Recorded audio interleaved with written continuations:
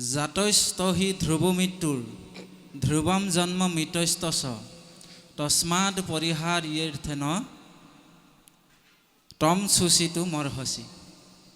ইয়াত অনুবাদ কৰিছে গোবিন্দ মিশ্ৰ প্ৰভুজনাই যে বুলিয়া ঈশ্বৰৰ জন্ম মৃত্যু শূন্য তুমি থাকা সৰ্বঠাই আন যত লোক কটু উপজয় কটুবা মৰিয়া যায়। তাৰমানে জন্ম হ'লে মৃত্যু নিশ্চিত, এইটো ধ্ৰুৱ সত্য।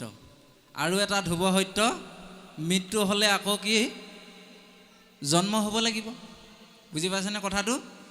এই পাক চক্ৰটোত সকলোৱে ফুৰিব লাগিবই। গতিকে এই পৰম সত্যটোক তুমি নস্যাৎ নকৰি মানিবলৈ যত্ন কৰা আৰু তোমাৰ নিজৰ কৰ্তব্য পালন কৰা। তোমাৰ কৰ্তব্য কি? স্বধৰ্মমপি সাবেক্ষ ন বিকম্পিতো মৰ্হসি ধৰ্মাধ্যই যুদ্ধাস্ত্ৰে ইউন্যত ক্ষত্ৰিয়স্য ন বিদ্যতে। তুমি ক্ষত্ৰিয় হৈ পেলাই যুদ্ধ কৰাটো তোমাৰ পৰম কৰ্তব্য।